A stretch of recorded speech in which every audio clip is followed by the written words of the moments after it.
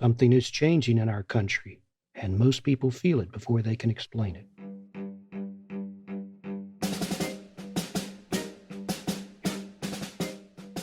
Hello, you're listening to the Steady State Sentinel from the Steady State. I'm Jim Lawler, a former senior CIA operations officer, and joining me as my co-host today is John Sipher, my friend and another former senior CIA officer. Today, we're talking with Michael Morell. Michael was the deputy director of the Central Intelligence Agency from 2010 to 2013, and twice he was acting director of the CIA. His book, The Great War of Our Time, The CIA's Fight Against Terrorism, was a New York Times bestseller, and it traces his three-decade-long career at the CIA. Michael, welcome to our program. You've been involved in vital national security issues now for about 3 decades. How is our current national security posture different today than in previous years when you were active in government? So, Jim, John, it's great to be with you guys. Couldn't think of a better way to spend the afternoon than talking with both of you. You know, we have 2 ops officers here and we have an analyst, right? So there's got to be a joke in there somewhere, but you guys are better at making up jokes than I, so I'll let you do We'll that. try to be easy on you. My joke, Michael, is whenever an analyst comes into a room full of DO officers, the average IQ goes up about 30 points. So. But the analyst is always looking at their shoes, right, where they're talking to you. I do want to tell one story because it puts me in context. And Jim, you mentioned that I was acting director twice. So when I was acting director the second time between Dave Petraeus and John Brennan, my wife and I went out to dinner in Arlington. And the difference between a director's security package, right, is the director gets 2 cars and 4 agents, and a deputy director only gets 1 car and 2 agents, probably because they're deemed less important. But that day we had, 2 armored cars and 4 agents, and we pull into this parking lot, and there is this guy standing against the wall, and he's looking at us, and you can tell by the look on his face that he's thinking, like, who is this, right? Is this Michelle Obama? Is this Secretary of State? Like, who is this? So he's on my wife's side of the car. And when my wife gets out, he says to her, is that somebody important? And my lovely wife says, no, he's just acting important. Oh, well played. Good one. She could be an ops officer. Yeah, she can. Let me ask you a question, and we'll get back to sort of that general thing. You were center stage when we entered what eventually became called the War on Terror, right? And so how do you see that the IC and how it's adapting to challenges now? Did we stay focused on terrorism for too long? And then alternatively, have we overcompensated from counterterrorism to this great power competition stuff they seem to be focused on today? That's a great question. I'll caveat it by saying I really have no idea what's going on, inside. Neither do we, so don't worry about it. So really important caveat. Look, I think in retrospect, the country and the intelligence community, no surprise, right? Given what happened to us on 9/11, overreacted. The pendulum swung too far. So while we were successfully post 9/11 focusing on Al Qaeda, and I think CIA's performance on Al Qaeda post 9/11 was perhaps its single greatest sustained performance on anything at any time in its history. So I'm going to give us a ton of credit, right? We brought all those people who were involved in 9/11, right, to justice, and we brought bin Laden to justice, and we prevented attacks on the United States. And you guys know as well as I do how many they were planning in that post 9/11 period. So great success. But did we in the country, we by moving so many resources to terrorism, to counterterrorism, and the country moving so many resources to the military, the long sustained campaign in Afghanistan, the war in Iraq period, right? Did we swing too far? And I think there's an argument that the answer to that question is yes. And I think it cost us because during that 20-year period, right, certainly 10, 15 years for sure. I don't know what happened after I left, but during that 15-year period, we weren't focused as much as I thought we should have been on Russia. We weren't as focused as much as I thought we should have been on China. Um, and I think, that left us not in as good a position vis-a-vis those adversaries as we should have been as an agency. So I think there is an argument to that. Did we shift too much away? I don't know because I'm not there. But it does seem to me that if you're going to track the most significant threats facing the nation right now, there was a significant shift that was necessary, right, from counterterrorism to nation states, Russia, China, Iran, North Korea. Looking, Michael, at our current national security posture, do you think we are actually safer today than we were on 9/11 because of current administration policies and IC leadership? Or is it simply that we've inherited a lot of the strong foundations that you and other officers put down for us? What's your thoughts on this?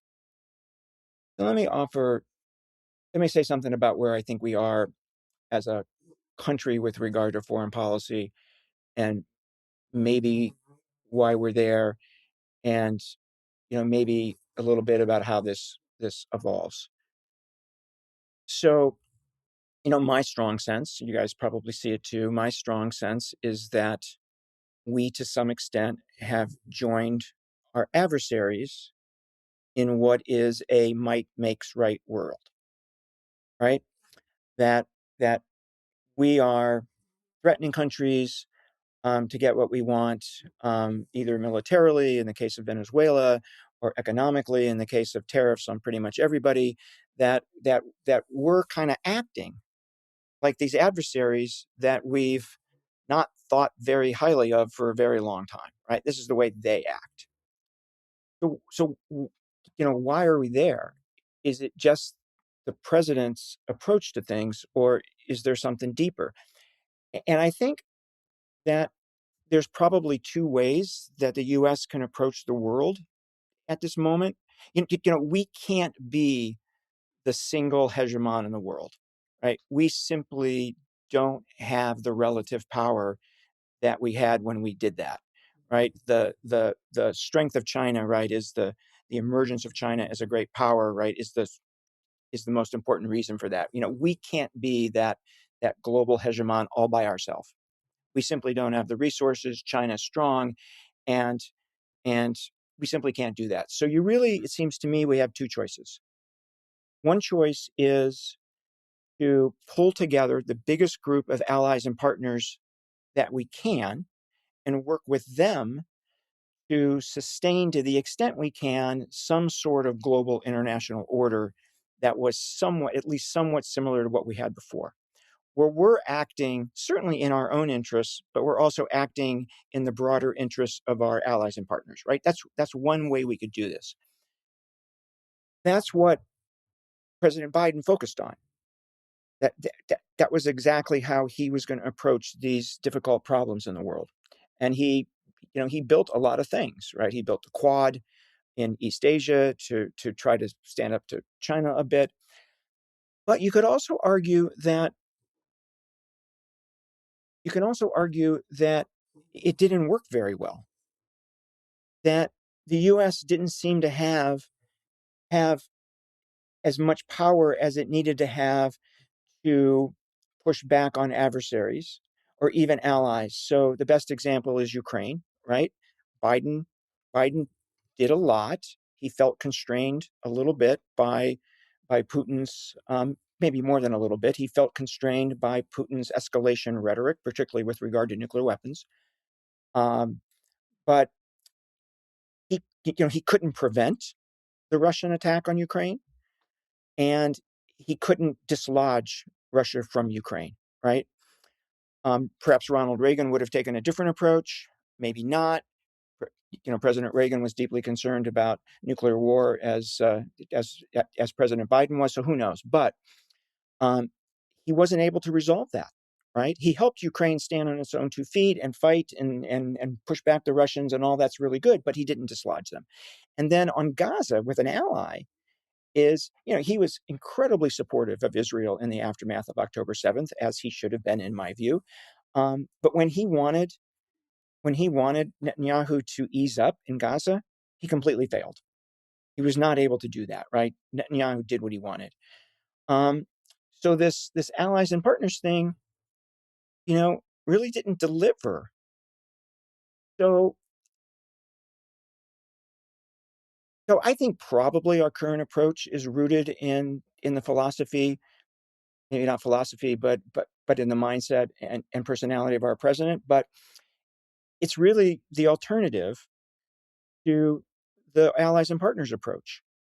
I don't think it's going to work any better, and I think arguably it's going to work a lot worse. That we're going to be in worse shape in the world than we would have in the allies partners approach. But we'll see how this plays out, and I think people are going to start comparing these things. One of the implications of the might make right approach is that it forces Russia, China, and the United States into spheres of influence, because where your might matters most is in your neighborhood, right? So that's where you're gonna focus the might makes right approach. And it seems to me that the U.S. is slipping into this, might makes rights approach in the Western Hemisphere, and we risk China doing the same in East Asia in a very significant way, I think, and we risk letting Putin do that right in his backyard or neighborhood, or whatever you want to call it. So I think the spheres of influence thing is a real possibility, and we seem to be heading in that direction. And spheres of influence, as you guys know, seem stable until the spheres of influence bump up against each other, and then they're not so stable, right? This is World War kind of stuff, right? So I think that's where we are. I don't think it's particularly helpful, but I understand it to some degree. Well, I mean, your insights like this are really very useful, and you've written a lot of op-ed pieces. You've written a book. You had an excellent podcast series. So let me ask you a question that Jim and all of us have to sort of deal with, since we spent a career in a secret intelligence agency. How should people like us, how should intelligence agencies that operate largely in secrecy maintain public trust? How should people like us, former intelligence officers, engage publicly without undermining the sort of apolitical norms of the profession, or finding ourselves being sort of like played around with by politicians who just create their own narratives based on what they want us to have said? Yeah, so it's a great question, and you guys know that there are a number of our former colleagues, right, who think that we shouldn't even be doing this, right? That once you leave CIA, you shouldn't speak. But many of them say that when they're in, then when they come out, they do the same damn thing. No, here's the other thing. Many of them on the outside are doing the same thing while they're telling us not to speak. Exactly. That's the best part, right? And many of them who are saying to us, don't be political, are being political when they're saying don't be political. So I don't have any time for those people. But I always thought, and I think one of our really great directors, Mike Hayden, felt the same way, that we keep the fence line of what we're willing to talk about too close in. That there is a lot of room to push that fence line out. There is a lot of things that we can talk about, stories we can tell, successes that we can talk about, failures that we should talk about, right? And you can still protect the classified information that you need to protect by pushing that fence line out. In fact, you actually strengthen your ability to protect that classified information, because all the reporters out there are focusing on the things you're talking about, right? They're not focusing on the things you're not talking about. So I've always thought there's room for the agency itself and the intelligence community itself to push the fence line out and talk more about what we do to the American people, and not let somebody else do it on our behalf, because nobody's going to do it as well as we do. The second thing I'd say is, obviously, when I left the government, I wrote a book. I worked for CBS News. I had a podcast. So I was out there talking all the time. And I think that's just as important for former senior officials to do, because we do live in a democracy. The American people do have a right to know as much as we can possibly share with them. And when you're a senior official like all three of us, we know where the lines are. We know what we can say here and what we can't. We know what's been declassified and what hasn't, right? So I think we're part of the system for helping the American people understand what intelligence is, why we do it as a nation, how we approach it as ethically as we possibly can. Talk about our successes and why they're successes, and talk about our failures and why they failed and what we're doing to make sure it never happens again. I think it's incredibly valuable. Oh, that's helpful. Michael, if you were currently in power as either director of CIA or a major policymaker, and my question may be a little overtaken by events very quickly, but what should we be doing vis-a-vis Iran? Should we be just a cheerleader on the sidelines, or how should we encourage these people to throw off the mullahs and perhaps pursue their own democracy or whatever system they choose? We're in a pretty delicate moment, as of this taping, with Iran. It's quite possible before the podcast comes out that we could be at war. But I think Iran is a very complex problem. It's not easy. It's wickedly hard. I think it's fair to say, and I've heard Prime Minister Netanyahu say this, that the United States and Israel pummeled the Iranian nuclear program and we didn't destroy it. And there's no way the Iranians are going to negotiate on missiles because it is their only defense, particularly now that the proxies have been weakened. So there's no way they're going to give up missiles, put limits on missiles. They're just not going to do that. And those missiles, right, are aimed right at Israel. And there's no way they're going to stop dealing with the proxies, even if they promise not to, right? We know how covert action works. It works the same way, right? You can deny it. You can deny it till the ends of the earth come home. So they're not going to do that either. So the argument of those who are in favor of war is Iran's going to keep being Iran, the Iran we don't like, until the regime is gone. And we're never going to have a better chance than we have right now to get rid of this regime. This is the argument of those people who are saying we should go. And it's true that we've probably never been in a better position to change the regime than we are now. Iran is weaker militarily than it's been in a very, very long time as a result of the war last June. And Iran is weaker politically. The regime is weaker politically than it's probably been at any point in its history. So now's a good time. And if you're Prime Minister Netanyahu, you're never going to have a better partner in the White House, right? And if you're Prime Minister Netanyahu, you got an election that you have to call by October, right? And if you can go to the voters and say, I defeated Hamas, I defeated Hezbollah, and I defeated the head of the snake, I have brought us permanent security. You could see him saying this, right? Mm-hmm. I brought us permanent security. He might win, right? Which is kind of astonishing, given October 7th and all the failures, surrounding October 7th. So that's the reasons, right, to go. The reasons not to go are, number one, there is no guarantee that either a significant, sustained military campaign is going to dislodge the regime. In fact, the probability is less than 50% that only an air campaign can dislodge the regime. So there's no guarantee that this military action, even a significant one, is actually going to accomplish what you're trying to accomplish.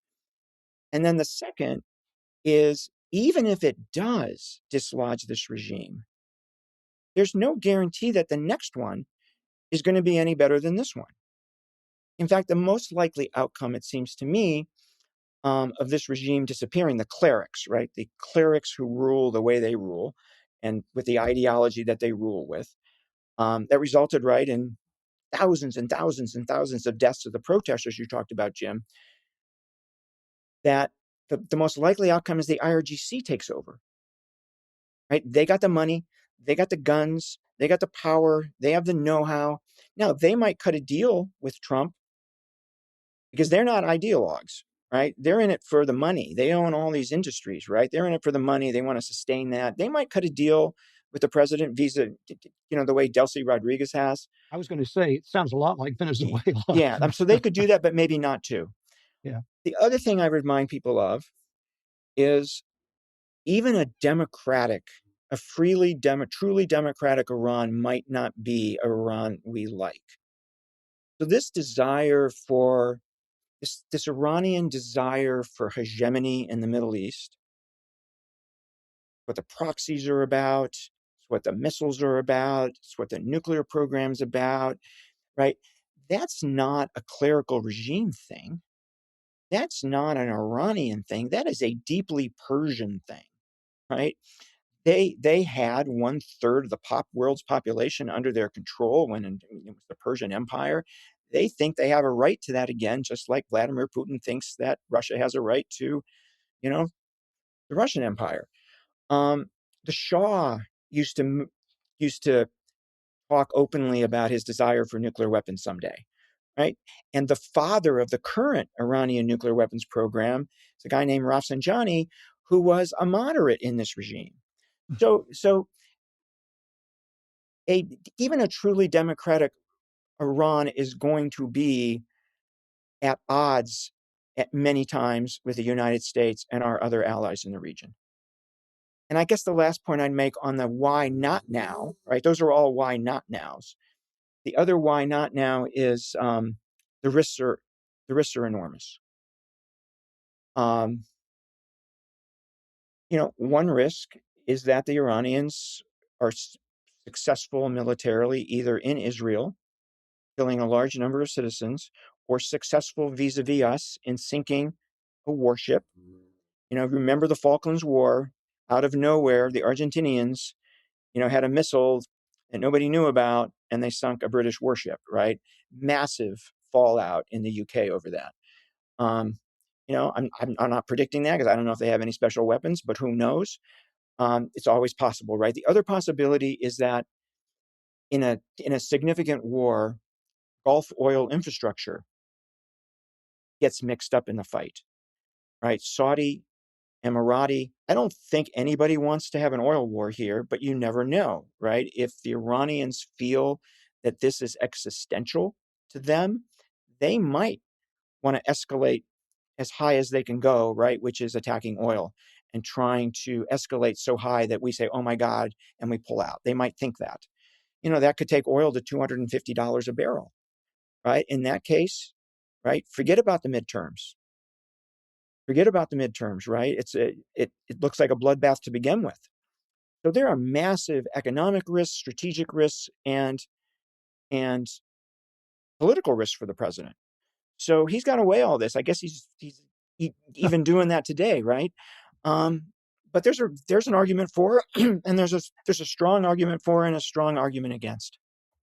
But I think we learned from our experience too that this notion that these things are easy are sort of not true. And I think this administration, this president in particular, likes to think that he can pull off things that are easy, and he's had a little bit of success with that. So I think it's in his head. So there is some danger there. But let me ask you a more general question based on your long experience as a very senior analyst in the CIA. How do you see AI impacting intelligence going forward? And what does intelligence advantage mean in an AI deep, I don't know what, to deep data, big data, better collection, faster analysis world that we're going to be living in? How's it going to affect decision making, do you think? From an intelligence perspective, right? Yeah. That's a great question. So I think it has a very significant use in cybersecurity, in cyber, both defensively and offensively, right? The way these cyber attacks are done, both by us and by our adversaries, is you get a foothold in a network, and then you got to figure out how to get from where you are to where the good stuff is. and it means making a jump and then evaluating and exploring where you are and figuring out where your next jump is, right? You don't have a map, right, of the whole network. You got to sort of figure out the map as you go, put it that way. That's a time-consuming process. So somebody might get a foothold in a network because of a successful hack, and it might be 2 months before the the offensive cyber guys figure out exactly where the good stuff is and start their exfiltration. With AI, you can do that as much faster because you can have that AI do the analysis for you. And maybe it makes some mistakes, but who cares, right? It's just moving so much faster. So that's a place both offensively and you respond to it right by using AI on the defense too. So that's one place. I've seen since I left government all sorts of both collection tools and analytic tools that are AI driven, and they're incredibly impressive. You can see all sorts of interesting intelligence use cases, and you say to yourself, I wonder if the CIA has this because they absolutely should, right? And then you learn that they don't, and you're like scratching your head. And we all know our organization, right? We absolutely love it, but not invented here, right? Is a pretty strong character trait. So I think that's changing. Director Ratcliffe just put out new guidance on how small tech firms can get into the building, which I think is terrific. We'll see if that makes a difference. Other people have tried things like this.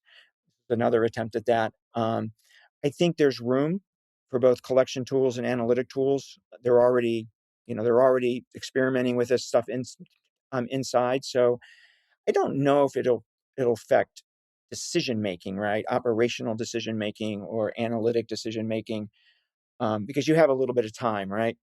You're not forced by the adversary to move quickly, except in cyber. So um, I think the impact's going to be massive. I think probably the best approach, right? If I was in my old job and we were having a meeting about AI and intelligence, I think the best approach is let 1,000 flowers bloom. Let people at the working level experiment with it, and then let's all compare notes, right? What worked, what didn't, rather than trying to straitjacket the whole organization into something, right? That might not end up working. Yeah. And we see, for example, like you've seen groups like Bellingcat and these other guys that do collection piece of this, not the well, I guess that's an analytical in a sense too. And you see, hey, those kind of things would be beneficial inside the building, and yeah, the mindset has to change a little bit to bring Yeah. those in. So But the we'll other thing see. that I tell companies, right? Companies will come in with these great analytic tools, and it sits on top of open source data. And guys, what I say to them is, guys, that's great, but when you take it to CIA, they're going to want it to sit on top of all of the data, both the open source data and all of our classified holdings, right? The the open source data is great, but we got so much more. So let's use it, right? And the company's got to get in that mindset that they got to figure out a way how to integrate all of that special data, right? And we as an intelligence agency have to figure out a way, because so much stuff is compartmented now, right? I mean, it was always compartmented, right? But so much stuff is compartmented now that you run the risk that if not all the data is there and you miss something and you find out that in some compartment, this was George Tenet's big worry after 9/11, right? Yeah. That somewhere in our building was going to be, the next attack, and we're going to miss it because it's compartmented. So they got to figure that out too. That's interesting you say that. Michael's professor from Stanford and a retired Army general asked me how AI would affect human recruitment of foreign spies. And I said exactly what you did. I said, if you could combine an AI tool to scoop up all the overt information and all the covert information about particular people that we wanted to recruit, all their financials, their medical, everything else, it would be a fabulous tool enabling case officers how to make the proper recruitment approach. So you've talked about Ukraine. We've talked about a little bit about Russia. What are any thoughts that you have on China? Sure. like I said, I'm a little worried that we are headed toward some sort of a deal, right, where we get a good bit of what we want on economics, and she gets a good bit of what he wants on national security, right? Like not sell weapons to Taiwan. Distance ourselves a bit from Taiwan. There's a risk there. There's a real risk of that happening, I think. With regard to Taiwan, I say a couple things about China. One, with regard to Taiwan, I do not believe that a Chinese attack on Taiwan is likely in the near term. I think without a doubt, actually, that President Xi, sees military action against Taiwan as a last resort. It would be a massive risk for him. Imagine trying and failing. Not only would he lose his job, but the Communist Party would be out of power. This issue is so important to the Chinese public. So if he does it, he's got to make sure that he can do it. And when he told his military to be ready by 2027, he was admitting that they weren't ready yet. And the reason you see so much discussion about a possible blockade is because they can't do an invasion yet. They don't have what they need.